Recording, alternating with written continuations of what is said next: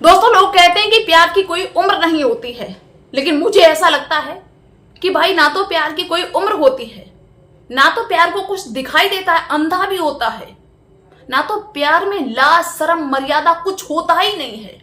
क्योंकि इस समय जो औरतों ने ये तांडव मचा रखा है कि जिसका जब मन आता है वो वही कर गुजरता है। कोई अपने आशिक के साथ में भाग जाता है, कोई अपने आशिक के साथ में मिलके अपने पति के टुकड़े कर देता है। इतना इन्होंने समाज को गंदा बना रखा है कि अब तो शर्म लगने लगी है ये कहते हुए कि हम भारत के वासी हैं, भारत में रहने वाले हैं। कहां गए योगी जी, कहां गए मोदी जी, जो ये कहते थे कि भारत को राम राज बनाएंगे, भारत को स्वर्ग बना देंगे हम। यही भारत का स्वर्ग है, यही राम राज है। काहे को चुप बैठे हो? क्यों कोई कानून नहीं बना रहे हो ऐसी महिलाओं पे जो सरासर अपने बच्चों पे, अपने पतियों पे अन्याय कर रही हैं?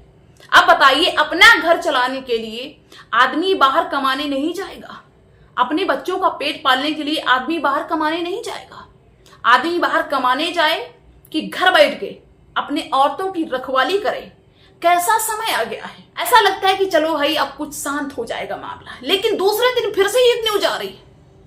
आज फिर से एक न्यूज आ रही, पता है क्या? कि मां अपनी बेटी के ससुर के साथ में भाग गई है। मुझे तो ये नहीं समझ में आता कि भैया इनके लिए अब कौन से नर्क का इंतजाम किया जाएगा ऊपर, क्योंकि जितने नर्क अभी तक होंगे वो कम पड़ जाएंगे इन लोगों के लिए। अरे भाई, कोई अनमैरिड लड़का लड़की इस तरीके का कदम उठा दे, बहक जाए कदम, तो थोड़ा समझ में आता है, लेकिन जो मरने के कंगार पे बैठे हैं वो लोग इस तरीके का खेल खेल रहे हैं। बताइए क्या किया जाए? पुरुषों के साथ में इतना अत्याचार हो रहा है। मुझे तो लगता है कि भैया जब तक इनके ऊपर कोई कड़ा कानून नहीं बनाया जाएगा, कोई नियम नहीं बना जाएगा, ये लोग खुद तो मर ही रहे बल्कि समाज में गंदगी फैला रहे बहुत बुरी तरीके से। तो चलिए दोस्तों, इस पूरे मामले के बारे में बताते हैं कि कौन सी वो औरत है जो अपने बेटी के ससुर के साथ में भाग गई। आप सभी का बहुत बहुत स्वागत है मेरे YouTube चैनल में एक और नए वीडियो में। दोस्तों, जैसा कि अभी पिछली जो ये घटनाएं चल रही हैं, कोई दामाद के साथ में भाग गया, किसी ने अपने पति को सर्फ से कटवा के मार दिया, ऐसे करके जो ये मामले चल रहे हैं पीछे, अभी ये एक के बाद एक थम भी नहीं रहे कि फिर से एक नया मामला बदायूं से आ गया। दोस्तों, क्या होता है कि बदायूं में ही एक व्यक्ति जिसका नाम सुनील होता है, वो अपने परिवार के साथ में रहता है। दोस्तों, सुनील की जो पत्नी है उसका नाम ममता है और सुनील के 4 बच्चे, 2 बेटियां सुनील की थी और 2 बेटा। दोस्तों, जो सुनील थे वो ड्राइवर थे, यानी कि वो ट्रक चलाते हैं और वो लॉन्ग रूट पे चलते हैं। वो बताते हैं कि हम दिल्ली से काठमांडू ऐसे करके लॉन्ग रूट पे चलते हैं और महीने में लगभग 1-2 ही बार अपने घर पे चक्कर लगा पाते हैं। और इसके बाद में बच्चे हमारे यहाँ पे पढ़ते लिखते, और जितना भी मुझे पैसा मिलता है, जैसे ही पत्नी कहती है कि पैसा डालो, तुरंत हम अपनी पत्नी के अकाउंट में पैसा डाल देते हैं कि चलो भाई, हम घर में नहीं रह सकते, बाहर रह के कमाएंगे और बच्चों का जो भी खर्चा है वो देते रहेंगे महीने के महीने। दोस्तों, ऐसे ही दिन गुजर रहे थे। जो सुनील कुमार थे वो जो कमाते हैं वो अपने पत्नी के अकाउंट में भेजते जाते हैं। पत्नी जो भी बताती है, आज ये खर्चा वो खर्चा, ऐसे करके दिन गुजरते जाते हैं। अब क्या होता है दोस्तों कि ये सुनील कुमार की जो बच्चे हैं वो भी धीरे धीरे बड़े हो जाते हैं और इनकी जो सबसे बड़ी वाली बेटी थी उसके 3 साल पहले सुनील ने और ममता ने शादी कर दी। दोस्तों, जब शादी कर दी तो भैया एक नई रिश्तेदारी हो गई। शैलेंद्र कुमार थे, उनके यहाँ पे शैलेंद्र कुमार का जो बेटा था, उनके बेटा के साथ में ये जो सुनील कुमार हैं ट्रक ड्राइवर, ये अपनी बेटी की शादी कर देते हैं। अब क्या था कि भाई इनकी जो जिंदगी थी वैसी चलने लगती जैसे सबकी चलती, अपने अपने काम में लोग लग जाते हैं।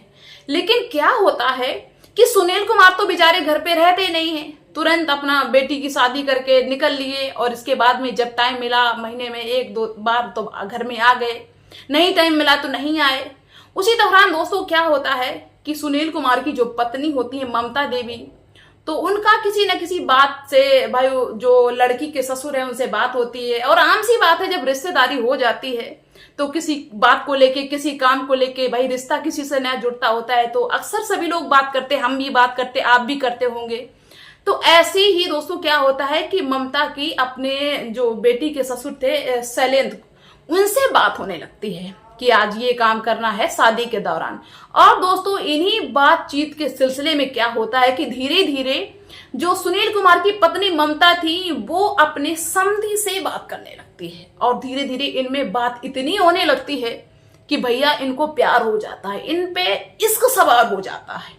और इश्क इतना सवार होता है कि भाई पति तो घर में रहता नहीं, ट्रक ड्राइवरी का काम करता है, 3 बच्चे घर में थे, 1 बेटी 2 बेटा। तो ये क्या करती है, ममता देवी अपने समधी को अपने घर पे बुलाया करती थी। बताया जाता हर दूसरे तीसरे दिन वो अपने समधी को घर पे बुलाया करती थी। समधी गाड़ी लेके तुरंत आ जाया करता था, और रात के लगभग 10-11 बजे के टाइम पे समधी आया करता था, जब पूरा मोहल्ला गली जो भी था सो जाता है, तब वो समधी शैलेंद्र कुमार आता था और सवेरे 4 बजे से पहले वो चला जाता था। तो कभी कभार कोई देख भी लेता था तो किसी को शक नहीं होता था कि भाई रिश्तेदार हैं, उनके घर में आ रहे, मुझे क्या मतलब है। तो इसी तरह दोस्तों क्या होता है कि धीरे धीरे इनका जो प्यार का सिलसिला है चलता रहता है। लेकिन वही बात कि जहां पे आग लगी है धुआं तो थोड़ा बहुत उठेगा ही। ये बातें कहीं ना कहीं दोस्तों जो वो बेटी जहां पे थी ससुराल, वहां पे ये बातें धीरे धीरे पता चलने लगती हैं। यानी कि जो बेटी की सास थी वो समझने लगती है, और भी लोग समझने लगते हैं। तो धीरे धीरे दोस्तों इस रिश्ते पे, इनकी बातचीत पे थोड़ा सा ऑब्जेक्शन लगता है। बेटी के सास को, बेटी के पति को ये सारी चीजें पता हो जाती हैं। तो बेटी का जो पति था यानी कि सुनील कुमार का जो दामाद था, वो अपनी पत्नी पे ही सख्ती करता है। सुनील कुमार की जो बेटी थी सख्ती करता है कि तेरी माँ ने हमारा घर बिगाड़ दिया, क्योंकि जो सुनील कुमार का समधी था वो अपनी पत्नी को सताने लगा, मारने पीटने लगा, घर में आतंक मचाने लगा, और एक मतलब आशिक का रूप उसने धारण कर लिया। तो बेटी का पति अपनी पत्नी को सताने लगा, तेरी माँ ने मेरा घर बिगाड़ दिया, ऐसे करके दोस्तों 3 साल से ये मामला चल रहा है। दोस्तों ये बातें धीरे धीरे क्या होता है कि बेटी अपने पापा को बताने की कोशिश करती है। दोस्तों सुनील कुमार को जब ये बातें पता चलती हैं तो सुनील कुमार अपनी पत्नी को समझाते, इससे पहले जो आज मामला आया है इससे पहले बीच में समझाने की कोशिश करती है। तो ये ममता कहती है, समझ जाती है कि ठीक है ऐसा कुछ नहीं, मैंने काम की वजह से फोन किया था, ये बात थी वो थी। ऐसे करके दोस्तों मामला रफा दफा हो जाता है। लेकिन जो इनकी आशिकी थी ममता की और शैलेंद्र की, ये भाई रुकने का नाम नहीं लेती, ये बरकरार चलती ही रहती है। लेकिन दोस्तों उन्हें कहते हैं कि सर से पानी जब ऊपर बहने लगता है तो फिर सब कुछ समझ में आ जाता है। धीरे धीरे इनका जो प्यार था वो इतना खुल्लम खुल्ला हो जाता है कि अब तो सुनील कुमार के दामाद ने अपनी पत्नी को मारना पीटना शुरू कर दिया कि ये किया वो किया, और ये खुल के आ गए। ये दोनों समधी और समधन जो थे ये खुल के आ जाते हैं। तो जो सुनील कुमार की बेटी थी वो फिर से अपने पिताजी के पास में फोन करती है। पिताजी लखनऊ में थे, गाड़ी लोडिंग हो रही थी, फोन करते हैं कि पिताजी ऐसी ऐसी बात है, मुझे भी बहुत ज्यादा सताया जा रहा है, परेशान किया जा रहा है, मम्मी ऐसे बात करती है पापा से, मैं क्या करूं बताइए, मेरी जिंदगी बर्बाद हो गई। तो सुनील कुमार कहते हैं बेटी चिंता ना करिए, अभी हमारे मैंने कई बार इसको समझाया लेकिन ये समझती नहीं, अब की बार हम इसको देख ही लेंगे, बस ये जो गाड़ी लोड हो रही है इसको वहां पे लगा के आए, इसके बाद में तुरंत आ जाएंगे। दोस्तों ये जो बात थी ममता को पता चल जाती है। ममता को ये पता चल जाता है कि मेरे पति को सब कुछ पता चल चुका है और ये आएगा मेरा पति और घर में आतंक फैलाया जाए। इसलिए ये दोस्तों क्या करती है, ममता अपने समधी को फोन करती है अपने पति के आने से पहले, और समधी को फोन करती है और कहती है कि मेरा पति यहाँ पे लड़ाई झगड़ा करेगा, मारपीट करेगा, तुमसे बात नहीं करने देगा और हम तुम्हारे बिना जी नहीं सकते। ऐसा करो कि तुम तुरंत मुझे यहाँ से ले जाओ, हम तुम्हारे साथ में चलेंगे, हम यहाँ पे नहीं रहेंगे। दोस्तों वो समधी वैसा ही करता है, एक 4 व्हीलर गाड़ी किराए पे करता है और गाड़ी के ड्राइवर से कहता है कि चलो जल्दी से चलो रात की 11 बजे कि मेरी समधन की तबीयत बहुत ज्यादा खराब है, मेरा वहां पे पहुंचना बहुत जरूरी है।